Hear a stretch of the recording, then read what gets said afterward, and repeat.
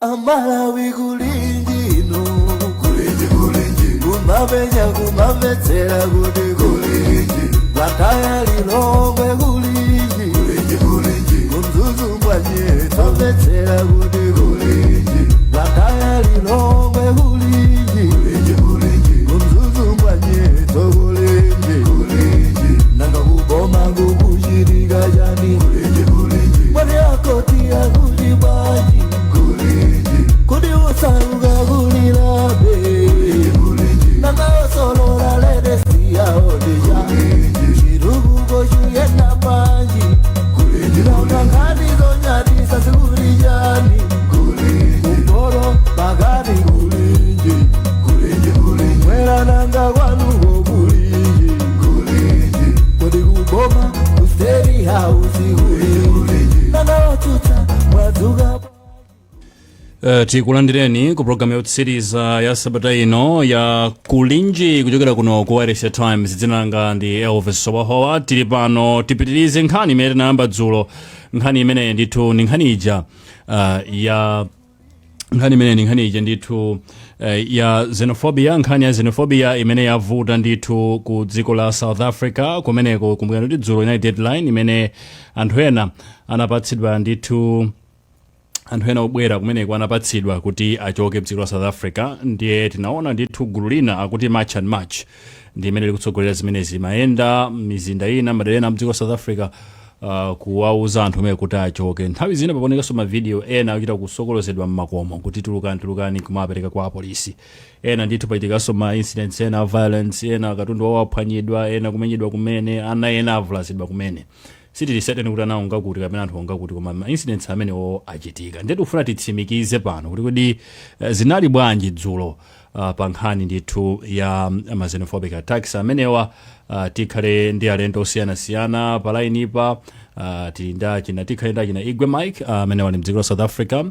Tikhalenso ndi mkulu wa bungwe lija la HRDC amenewa ndithu nda Michael Kayatsa. Tikhalenso ndi Achioza Bandawe amenewa ndithu the mental health expert komanso Innocent Mphongolo.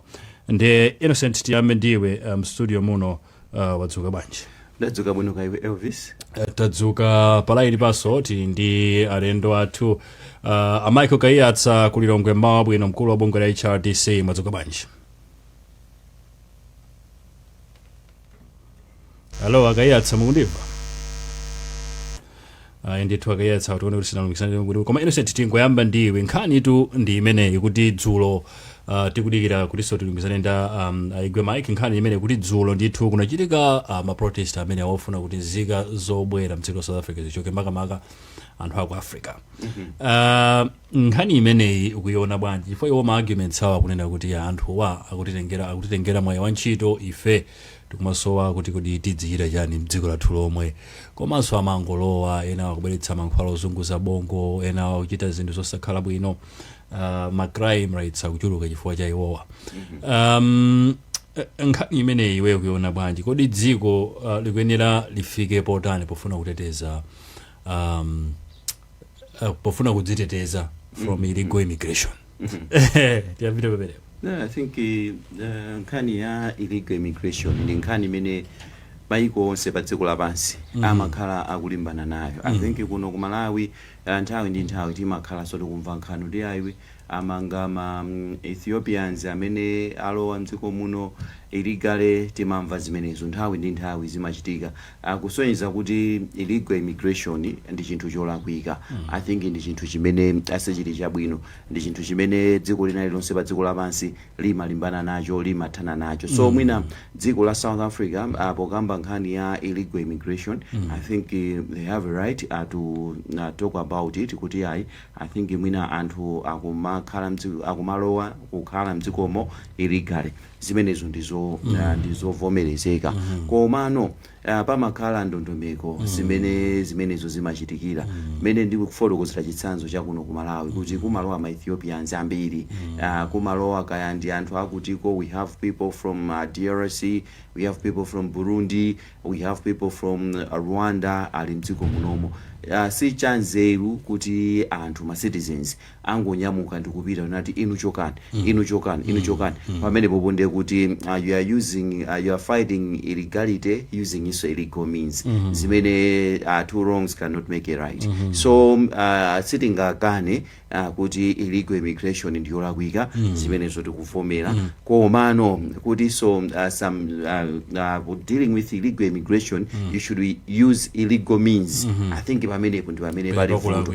Anthu aku South Africa they are using illegal means to deal with illegal immigration. So zimenezo ndi zinthu zosavomerezeka ndi zosaloleka ndi zosakoma. Tipite kwa Igwe Mike mdziko la South Africa mafana tambira iwowa kwa mati mavutika ni ma network. Igwe Mike mawa bwino mukundimva?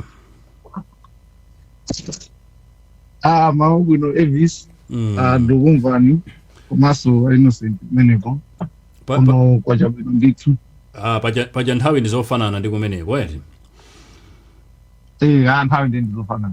Chabwino, tatifotokozerani zinthu zinali bwanji dzulo timafuna titamva situation. Tinayankhulana program ya dzulo mawa pakulinji manena kuti ayi zionetserozo sukuti zinali zitakolera kwenikweni. Tinayankhulanso ndi achiyemwali ena ku Durban kuja. Komano after mawawu chamma 8 kumapita chamma 9 kumapita uko. Zinthu zinachita bwanji unfold kumeneko ma protest amenewa.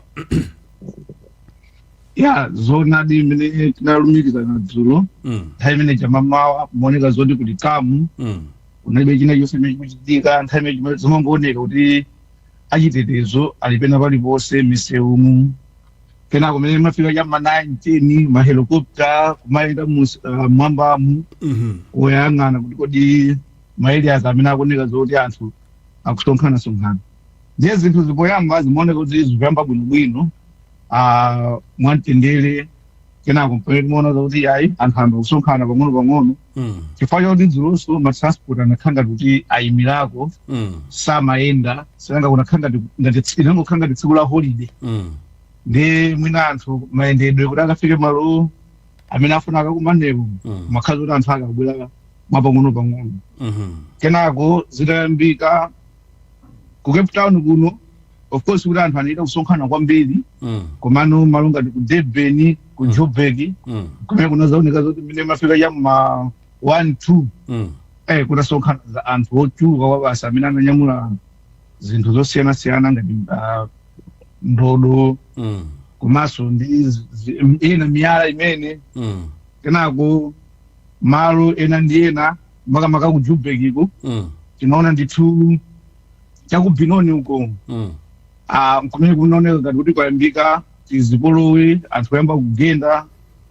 Ndi chimene chinadzaonetsa kuti chavutanso kwambiri nthawi imeneyo chakumayambiriro nacho kuti chaku Joburg panali amadutsa pa building ina pamene pa building kumene amadutsapo inali kuti ndi ya upstairs. Ndi akuti mwambamo munali Malawi amene sona anthu aja amadutsa pa museu pamene iwo ali. Ndi Malawi aja nembo magenda ndani ma protestants. Ndi unapezeka zokuti anthu aja anakwiya. Kuna zokuti afuna alowe building imo akaone kuti akagenda ndi ndani. Pamadziwa kuti ma building amenewo akukhala ndi ndani ma foreigners. Ndi pamene pompeneso panamba ngati zipolowe atayesera kuti afuna alowe building muja. Ndi Amalawi ena ndi ma foreigners ena anali minimum afuna kuti ayambe kuthawa through pa window kumadumpha. Ndi mwangozi kangati Amalawi ndithu awiri anambalira pompo chifukwa choti adumphe malonda atali anapeza kuti afika malo osakhala bwino kumwalira pompo. Komano ngati ku Durban kunazaoneka zoti zayenda bwinobwino. Azitsogolera aja china Jacinta atangonyamuka kuti zimene amafunazo amaliza pobwerera anthu aja. Panenso munaoneka zoti kwamba zipolowe ndithu mmene anthu amatani amabwerera. Koma kukakhala ngati ku Cape Town kuno naoneka zoti ayi zinthu zake zinali zoti zakama. koma zipolowe zimene zizi zinapanga affect zinthu zingapo ngati kwa anthu a business ndaona zokuti ambiri amadandaula kuti ma business anayima kwambiri ngati amataxi over South Africa anadandaula kwambiri adandaula ndipo amayesetsa kuti bwanji boma lipeze njira zabwino zokuti apangeso problem imeneyi fayo kwambiri amataxi amaona zokuti business yawo inayima ifayo kuti wo zawo zimayendera faja anthu ayani obwerafe amene timapezeka kuti so far ndingakuchoncho mwachidule kuti zinayamba mwabwino koma sizinathe bwino madera ena ndiye sizinathe bwino. Ndelero kukuoneka bwanji kumeneko leloli kupeza so ngati tinganalo sikunaje kwambiri koma timanong'onong'o be of course be anthu obwera afe tili ndi mantha zikuonesa ngati sikangadzulo boma linakonzekeraso eti chitetezo ndibe zothekabe kuti ena zolinga zawo mkatikati mwa protesters mjamuli ena sikuti afuna zongoyenda mwa mungoyera pali ena abe ndakuba ena abe ndi matsotsi mwina amafuna zoti kuti asangalale amafuna zoti aone zoti pana aona gazi la munthu amenya munthu aotcha munthu ena zimene zosana kwaniritse ndeto mayendabe mwamantha kuti maybe chifabe mathreats yonde akumabwerabe kuti sitingathane nanu pationetsetse zokuti anthu nonse mwachoka munomu ndetipeza njira apapa boma linakonzekera chancha ndebe anthu belero ndiomasuka koma sikuti ndiomasuka kuti kumasukirape ya timanthato tikadalipo tsopano ino aigwe anthu amene akudandaula na Malawi kumeneko kuti momangolowa opanda kutsatira ndondomeko ena anu munapita ende mwina ndi mapassport mbuyo mochani koma mapepala anu anatha so mukuchita contribute ku vuto la illegal immigration. Nkhani imeneyi mukuiona bwanji nuyo from position yawe? Pamene popo pamene pamafunika boma litalowerera paja kuti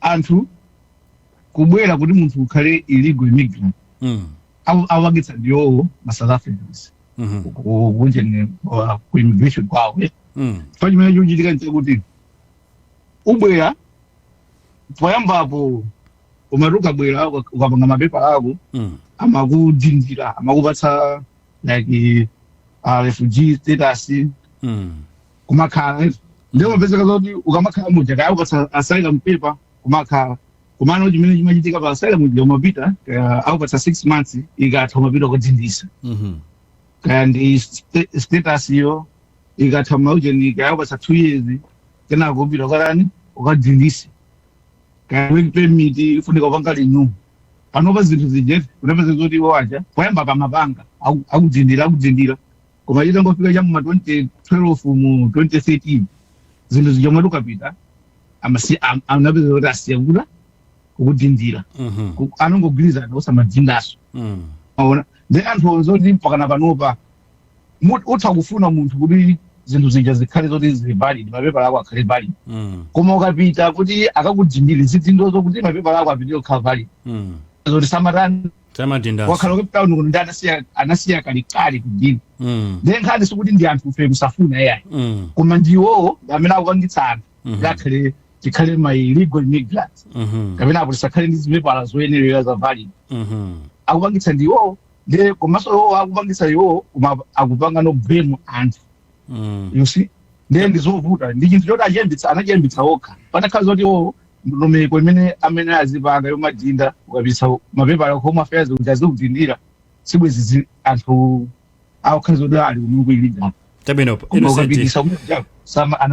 Innocent afuna ikende manga pang'ono tisanapite kwa Michael Kayatsa komanso achiwoza Bandawe. Innocent ndimafuna ndifunsefunso osalinde manga chifukwa cho akufotokoza njira ziwiri kuti atha kupatsa status ngati refugee kapenanso akupatsa status ngati asylum seeker mwina zimene mukuona kwanga mwina pamakhala tikamakamba status ya refugee pamenena pakhale mfundo zake zomveka kuti uyu afuna akhale refugee komanso asylum chimodzimodzi inu Igwe Mike simukuona ngati mwinaso zimenezo zimakhala ndondomeko zolakwika ndi zovuta bwanji mwina kupanga formalize kukhala kwanu ku South Africa osagwiritsa ntchito mwina ndondomeko ziwiri izi ngati asylum seeker komanso refugee because mwina zimenezo zikhoza kukhala kuti dziko la Malawi sili kupanga qualify pa zinthu zimenezo ndikovuta kapena ndikophweka bwanji kugwiritsa ntchito ndondomeko zina kuti mukhale ndi status yabwinobwino yokhalira mdziko la South Africa.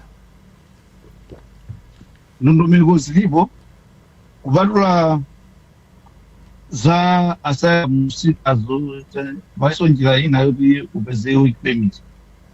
Njira imene yofuna so kuti upeze work permit yo umapanga be involve be ujeni South African government kuti akudindile zipepalazo chanchani koma kuti even process imene ayipanga approve it's not easy. Of course panopa anthu akukhalira njira yodzera mawaiver ubwera ndi passport yako ili valid upita ku ujeni ku home affairs kuja ukapanga apply for waiver kuti ukhale mapeto ake ukhale ndi work permit koma waiver ayo imayenera kuti ukapita ukapanga apply nizo amenera kuti si ukamala umuja upasa 30 days ndio upita ku home affairs kuti ukapanga apply for waiver ayo kuti ayipanga approve kapena akupatse tsiku loti akapange ma interview amapezeka kuti akupatsa tsiku lopitirira 30 days ili mujani mu passport muja cholinga tsiku limene kudzapita iweje kuti ukapange interview khale kuti tsiku noje masiku akwa passport ata pakana khale kuti njira imene yo yakazitsaka bwino ndi iweyo munthu uli ndi 30 days kuti ukhalemo upite ukapanga apply waiver nkukupatsa madate oyenerera kuti aonetsese kuti 30 days isati kupezeka zokuti zinthu zabwino zili bwino koma ngati supanga njira yachinyengo nda home affairs achaka yakuweza kuenda njira zina zake zachinyengo tuende mwachilungamo straight kupezeka zokuti akutanibe akugana njira ina ndi zoti njira ina lase imene munthu ungayesetse iwo ajama amakugana akupeza be njira yoti iweyo usakhale nazo zinthu komanso amene akuthamangitsamo zilola njenanena sakumatengera zoti iwo akuona zokuti foreigner uyu ali mapepala kapena foreigner uyu alibe iwo angoti iwe ndi wobwera zipita tabwino kuti solili padiso tibwereso kwa inu Igwe Mike tipite kwa alendo athu ena tiyambe nda Michael Kayatsa bungwe la HRDC pali nkhani ziwiri zimene zikuvuta pa Kayatsa Amalawi akaona dziko la South Africa akuona kuti ndi dziko limene gwireko ntchito kumapeza kenaka kuzithandizira pamoyo wawo tsiku ndi tsiku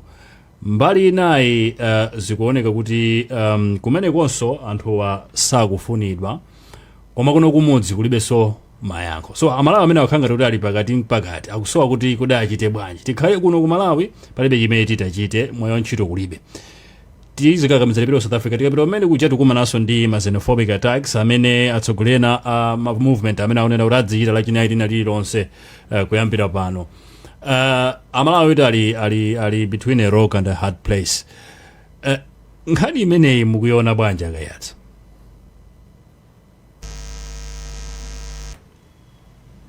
Alo Kayatsa mukunefa?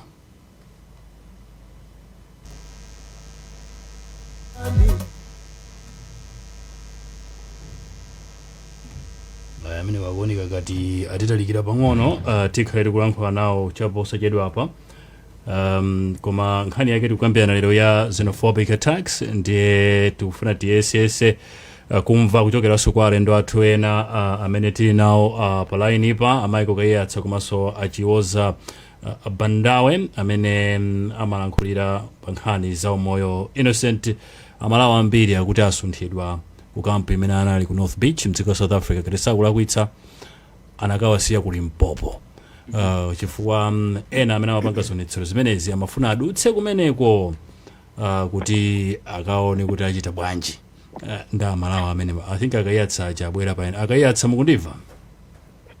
ndikuva kwambiri Evis. I hope funso langa similar even ingobwerezaso kuti Amalawi akuoneka kuti ali between a rock and a hard place pa nkhani ya kuti kodi achite bwanji, akukakamizika kupita South Africa chifukwa chakuti kumalawi kuno ntchito zikusowa kapena kulibe kumene nzochepa ngati zilipo kuja kuthamangitsidwa kuno boma lausire kuwapatsa ma solutions.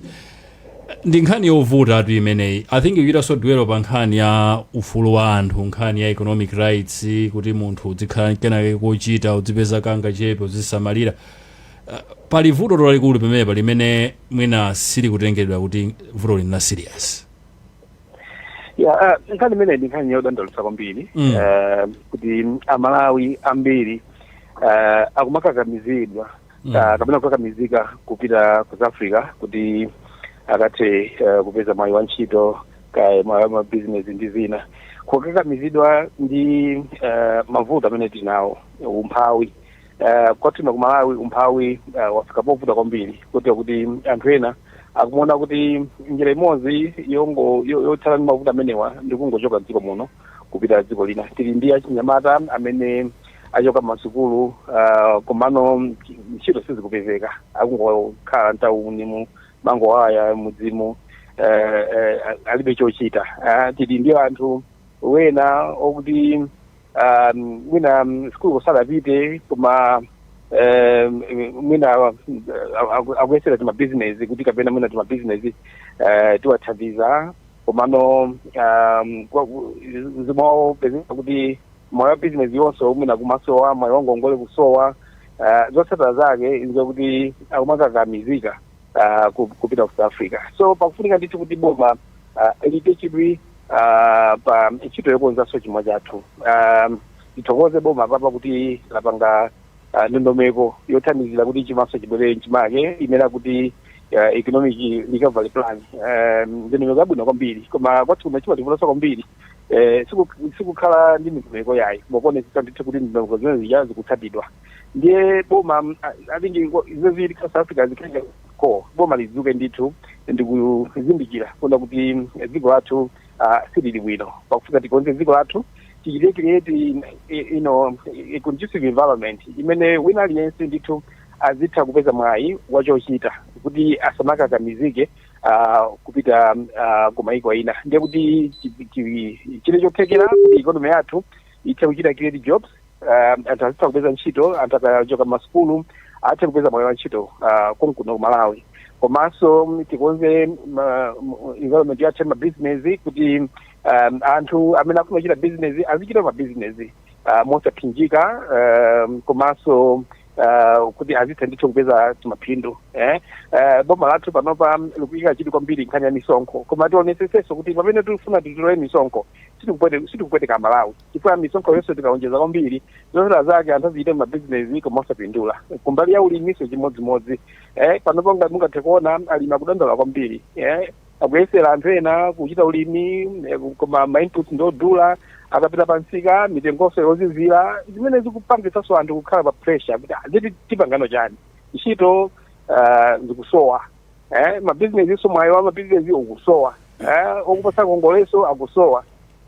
Ndipite mina kumudzi tikalime akakalimanso kuja ntchito yowawa ya ulimi ndiyowawa tivomere apa imalowa zambiri, koma akakolola kupita kusika mitengonso yozizira. So amalawi athalira kuti pakufuna ndithu kuti boma likende ndondomeko zabwino zothandizira kuti anthu asaphinjika kwambiri. Ndiye kuti alimi azitha kulima kukolola zawo kupita kusika nkukapeza mitengo yabwino, kandi fodya kandi chimanga chimene soya ndi zina zotero.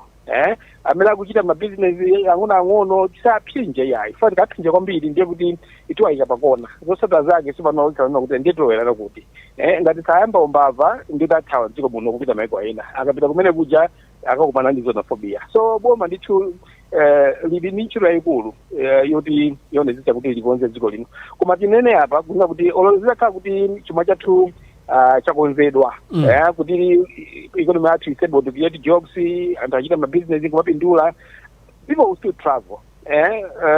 Anthu amayenda ndithu maiko otukuka amene chuma chawo chikuyenda bwino mupeza kuti anthu amachokabe kupita dziko lina.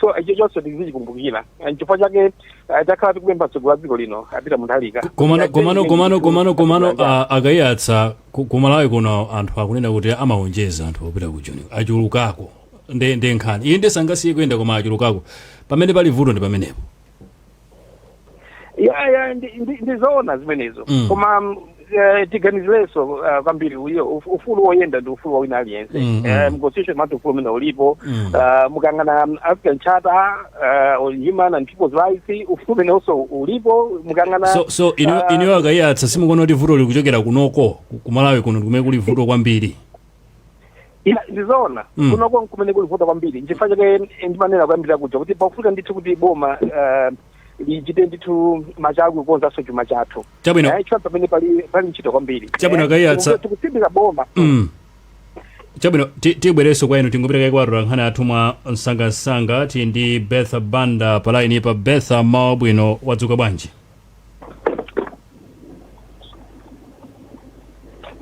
hello Betha ukundimva hello Betha ikhanga tisiti kuvana bwinobwino tiliso ndi akatswiri pa nkhani ya mental health malingaliro angwiro amenewa ndi Dr. Joseph Bandawe Dr. Bandawe mawa bwino mwadzuka bwanji tadzuka bwino kaya inoyo tadzuka tikambe ndi inu nkhani yokhudza mental health kuti kodi anthu amenewa zimene zinthu zikukhalira ku South Africa mukuona kuti maganizo awo ali bwanji akudutsa muzotani kuwawa kumene akumva because of treatment imene akulandira kumeneku ikuwasokoneza bwanji moyo wawo zikomo kwambiri anthu akumana ndi chipsinjo chachikulu ndi anthu akakumana ndi chipsinjo chachikulu pa moyo wawo amakhala ndi nkhawa amakhala akulira mu mtima amakhala ngati kubalalikanso maganizo amakhala kuti sakudziwa kuti kodi ndingalowere kuti amamva kusweka mu mtima kukhumudwa akhozanso kumangolingalira zomwezi kuti tsono ndipanga bwanji kuti china chilichonse chayima akungoganizira mavuto amene akumana nazo komanso akumana ndi ziopsezo zambirimbiri mwachitsanzo zomwe tamva kuti ena kumenyedwa ena kuphedwa kumene ena kutaya zinthu zawo china chilichonse akumana ndi zambiri izonse zikamachitika chimene chimachitika ndi munthu amakhala ndi mantha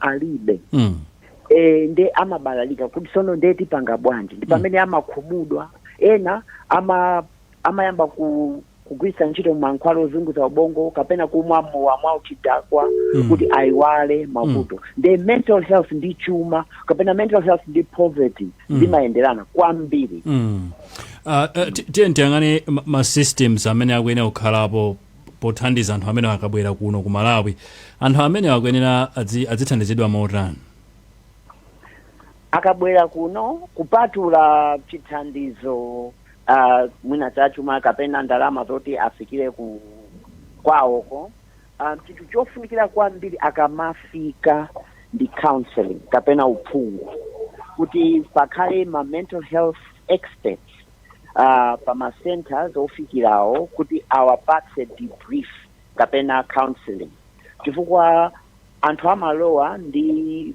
malingaliro ovuta kusweka mtima ndipo amafunika kuti at least tiwapatse some counseling kuti akamapita kwawo akhale ndi chiyembekezo at least zomwe akumana nazo zomwe zili mu mtima mwawo alankhule atulutse malo moti azisunge mu mtima chifukwa akazisunga mtima zimabweretsa mavuto kutsogoloko chabwino tipereke ikwatula nkhani athu aja Betha Banda mawa bwino wadzuka bwanji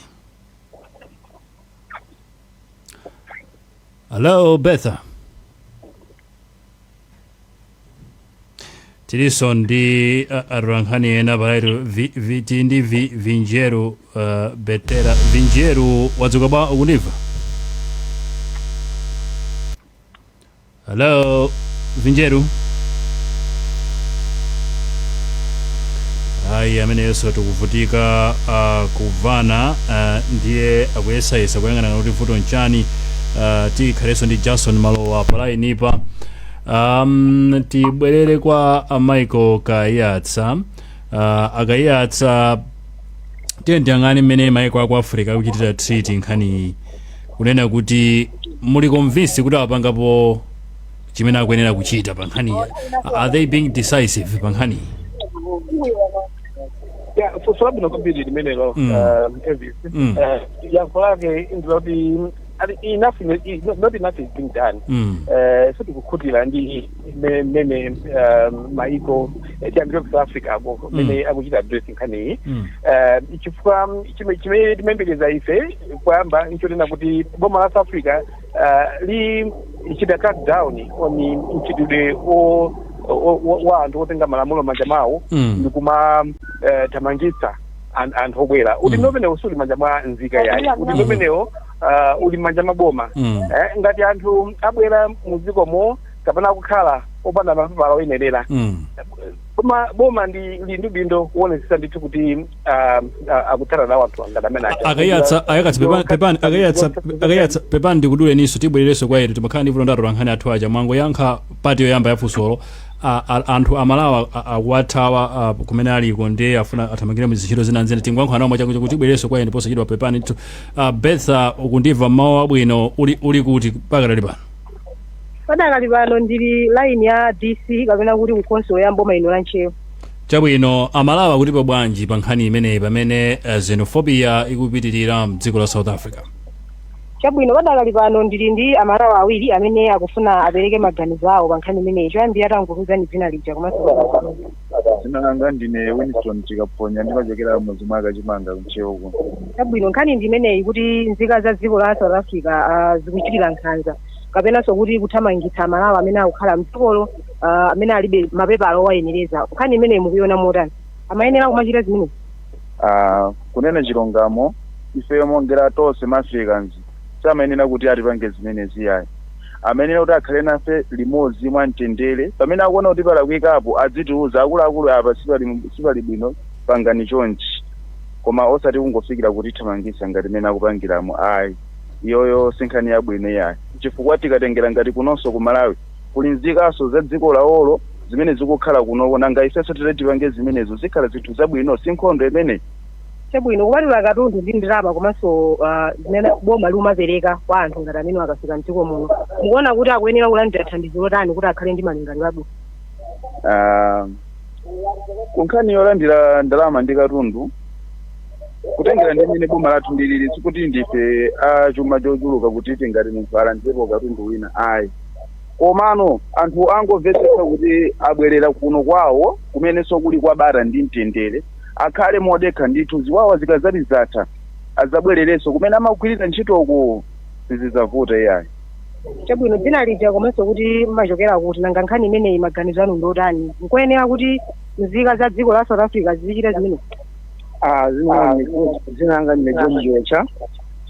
Nzika za South Africa sizikuyenera kumapanga zimene zili chifukwa chonena kuti ifenso thandizo lathu timapezanso kumene ku South Africa. Chifukwa timapezeka tili kumalo ngati amene kwapeza ku ndalama. Komanso ilionesesenso nkhani ya South Africa sionse amene tasamawayi okha amene ali kuchituka South Africa komanso kulinso nzika zina zochitiranso kumayiko ena amene amapezanso thandizo kupita umene kupita ku South Africa umene kwagwera kuntchito. Chabwino kupatula ndalama komanso katundu ndi thandizo liti limene mukuona zoti amalawi akuyenera kulandira kuti akhale ndi malingaliro abwino amene akubwera mdziko muno? Apapa chikufunika boma lipangezo kuti amalawi amene akubwera kuchoka South Africa awathandize ngati ndalama kuti mwina azithaso panga mabizinesi ndi thandizo lina liti limene mukuona zoti akuyenera kulandira amalawi kuti akhale ndi malingaliro abwino? Pakufunika kuwapasa ndalama kuti nazipita kumudzi kwawo akakhale. Chabwino ndi mmene ndachezera ndi amalawi kuno kunchewa. Chabwino tipite kwa nzathu Vinjeru mawu bwino wadzuka bwa? Tadzuka bwino kumeneko Elvis. Tadzuka nkhani ndi imeneyi mwayitsatira kale ndikudziwa imvani maganizo a Malawi kumeneko. Ziko makambiri kuno Steve ndi mmodzi mwa amene amakondozera kulinchi panopa zina lijanda Blessings Mwazamo. mmene tamvera nkhani limodzi apapa yokhuzana zathu amene akuthamangisidwa ku South Africa. Kodi nzika za dziko la South Africa zimayenera kuchitira nzika za maiko ena nkhanza zotere? Isakuyenera kutero chifukwa tonse ndi anthu amodzi ma-Africans.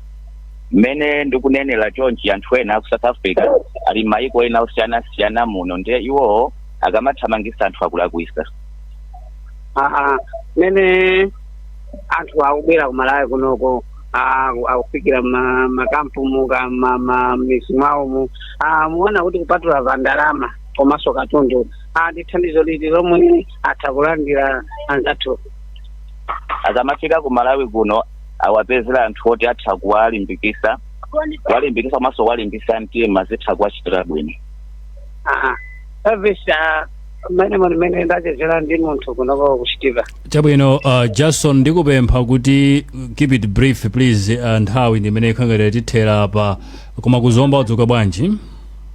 Ndafika bino kaine ndipo ndili munthu mmodzi amene adzayankhula mawu nokuizira konde manga pankhani imene nyantha kusakasika ina kumene makhala ine bredi inyokanda makanda tifotokozerani kuti kodi zimene akuchita kusakasika zimene amayenera kuti nana chilungamo South Africa akati ndankhali zimene zitori kuosende nayo kuziwa kuti madikako kanti bantu ankaza zimangovura kuti amalawa isajawo mphawi kumakuta kumene kobe akadira msiku kumano kwa imewe muntu mtesa msani West Africa maraudekechita kene jeni kudimisa kuti adena president madina jani za West Africa kuka hasi kama munga yuze muntu kumene kumene andikese kwenye kwa kande sawa kuti West Africa yanki jitu sinaje kumazi kumakara mnadi mwene atamangisa mjino kutangisi mwene anga ine ziyandira kwa wakatende mindela masika kaya mwene atajirengamo ukubari boma ringaje kutingirari yose bya Afrika ni dinamika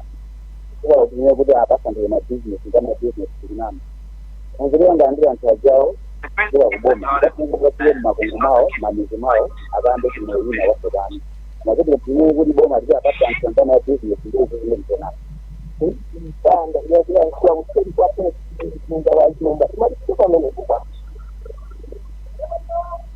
tathokoza kwambiri Jason, tipepesa umvere facho kuti line yosimamveka bwino koma tibwerere kwa Michael Kayatsa. Nachitana ngati ndakudulani sinali cholinga changa komano nkhani ndimakufunsani kuti kodi maiko a Africa kuchita bwanji funso imene ndafunsa dzulo chifukwa pali nkhani ngati za violations of human rights, right to economic activity ndi zina zotero. Achina UN amalimbikitsa zimenezo, sadikiso ilipo ikuyenera kupanga zimene tikumana even pa agenda pa agenda ya zinthu zimene amakambirana panalibepo ngakhale amachitira address meeting imeneyo ndi mtsogoleri wa dziko la sadiki wa South Africa yemweyo Cyril Ramaphosa. Pakuyenera pachitike chani? South Africa kuti amaopedwa Kayatsa?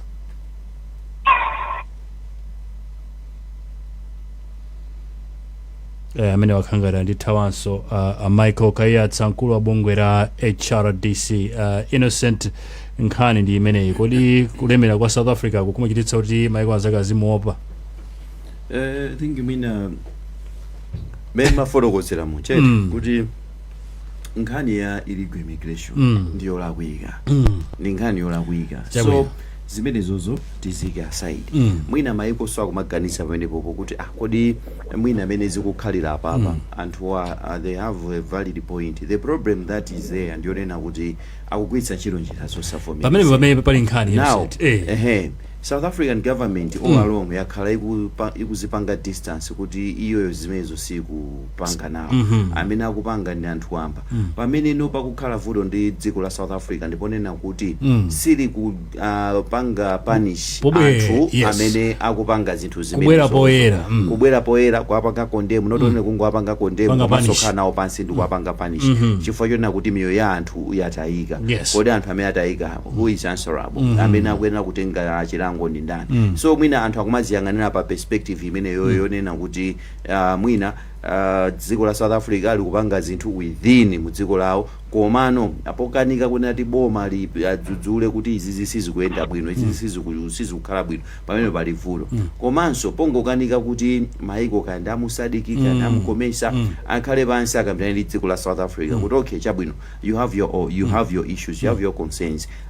mwina tikhale pansi tipange address ma concerns athu mwina amalawi tichotse anthu athu mdziko la South Africa not mpaka pa 30 June apereke period yabwinobwino nena okay mwina ifeyo atithandizira kuchotsa anthu athu kumeneko mwina for 2 years because aliko anthu ochuluka kwambiri kapena iye pakhale arrangement yonena kuti okay amalawi mwina atapangireni mapepala for now tipange formalize their stay zimene zozo ndi zinthu zimene mwina ndi mbali zonse ziwiri both ifeyo ngati mayiko amene tikuchitiridwa nkhanza komanso dziko la South Africa komano ifeyo ndi amene tikuvutika ife ndi amene tikuyenda kukhala proactive tisakhale reactive because achina Ramaphosa ndi abale awo they are okay iwo zawo zili bwinobwino koma ifeyo mbali yathu ndi amene tikuvutika so our foreign affairs minister mwina president athu amanena kuti atinakambirana ndi Ramaphosa koma mwina sizinamveke bwinobwino kuti zokambirana zake zinali motani ifeyo titenge step reaching out to South Africa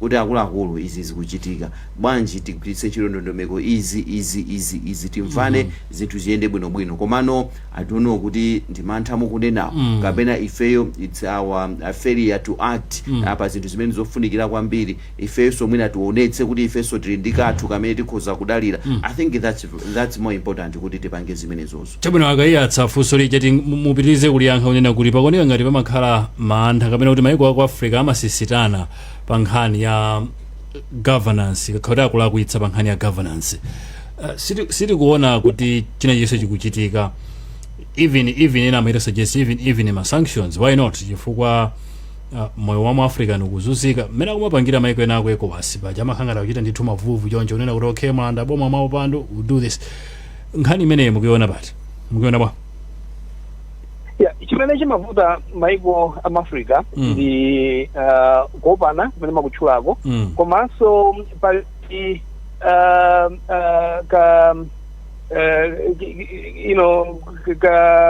ka principle kamene mayiko Africa timatsata kuti atikulemekeza sovereignty atikusalowerera za zochitika mayiko ena pamene koko ndicho kamakhanga tikakuchulukira ngakhale kuti respect for sovereignty ndi mfundo yabwino komabe pamene zinthu zafika pamenepa mayiko Africa amene okhala pansi pamodzi ndikukamba ndi dziko limene zinthu zasokonekeralo kuti likonze mavuto ake kukakamiza anzathu ali ndi system ya sanctions ngati dziko likulephera kulemekeza maufulu amatha kuchita ndikuchita sanctions kwati kuno tili ndi ma organs ndi sadiki tili ndi AU koma muzaona kuti nthawi zambiri amakhanga kuti ndi toothless zotsatira zake zona kuti maufulu akamaphwanyidwa timakhanga ti atsogoleri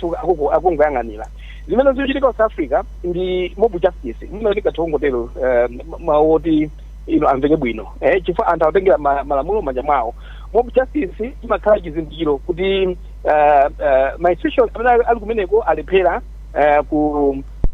kugwiritsa ntchito lamulo ndikuti zinthu zili bwino so pakufunika ndithu kuti boma la South Africa litenge action drastic action ngati ulikulephera mayiko Africa akakamize South Africa kuti lichite kanthu kuonetsetsa ndithu kuti mchitidwe umenewu utheretu chifukwa sizoona kuti anthu obwera azipezeka kuti akupangidwa nkhanza ngati zimenezi mob justice vuto lake ndinoona kuti amene amapezeka kusafala siwakhawa amene aphwanya lamulo koma even amene sanaphwanya lamulo amakapezeka soti nawonso akusafulira limodzi taona amene amafotokozera apa kuti anthu ena amene akuthamangisidwa sitalile mapepala ali nawo komano chifukwa chakuti ndi mob justice aliyense basi amene olobwera akupangidwa target zimene zosayenera iyayi so pakufuna ndithu kuti mayiko akakamize dziko la South Africa kuti lichitepo kanthu nkutheka kuti ulendo wa Ramaphosa kuchita izi mune zifa za ndale mina kupa mavoti koma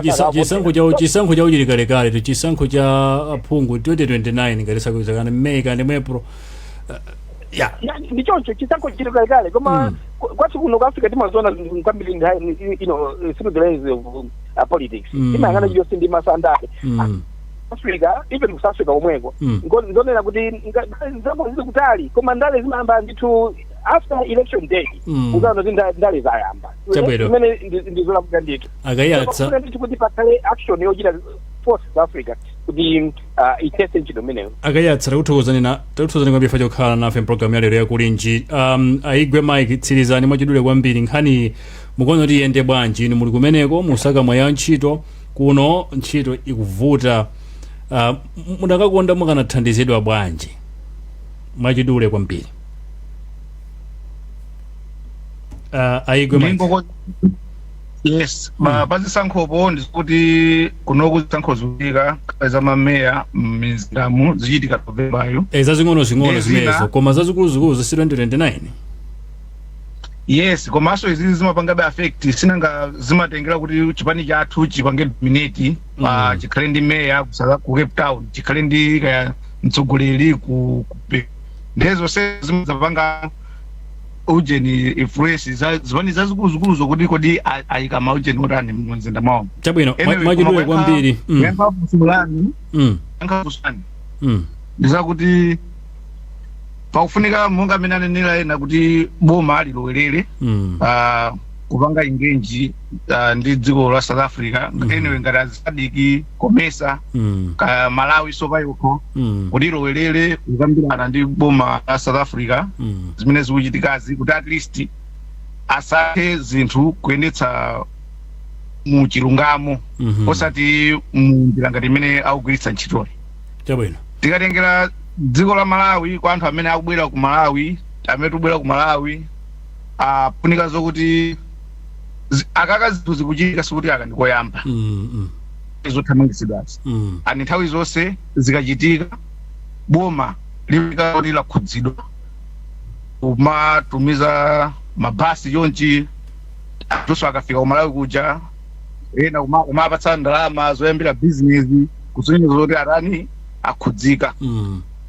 So mau akulu ndibwerekera amene anamalizira even maichilima pa inquiry yawo yonena zokuti nthawi imene jali namba kuti ngozi ija inachitika chifukwa chokuti panali zinthu zambiri zimene dziko la Malawi ili ngati mwina kuma airport kwathu kodi kuchoka tsiku limene lijali ngati boma linakhudzika kuchoka tsiku limene jali kufika lero just taja inu mugamba za xenophobia inu mugamba za nthawi yatithera tafika nikoni mwanjangu nthawi yatithera kuti dziko la Malawi izizi zitachitika 2010 zikuchitika mbuyo munthawi ya xenophobia ichi inaonetsa zoti zinthu iwowo akhudzika aboma kodi kuchoka 20 nthawi imene ijayo kufika panopa anasintha jani pakatipa kuti panopa zinthu zizipezeke zoti zachitaso anaonesa zoti akhudzika koma zinthu zosana sinthe Malawi tidzikhulupirira panopa takhulupirira bwanji kuti panopa akhudzika zinthu zasintha pachimene chikufunika Malawi akuyenera apange improve pa economy boma ilipange create ntchito zokhazikika apake ndi ufulu oti azikhale ndi chuma ndalama komanso anthu azikhala zokuti even ndalama ikhale zoti ndi yamphamvu chifukwa anthu tumabwera kuno kusatira kuti ndalama yakuno ndi yamphamvu tikagwira ntchito pang'ono kupezeka zoti kumalawi kuja ndi ndalama yamphamvu ndalama yambiri apange zoti ndalama yamphamvu kuti at least zinthu zisinthe. Tathokoza kwambiri faja foni yanu maura tathokoza kwambiri. Dr. Joseph Bandawe mwachidule kwambiri potsiriza nkhani ya mental health iyende motani anthu amene wathandizidwe motani mufuna mungotsindika.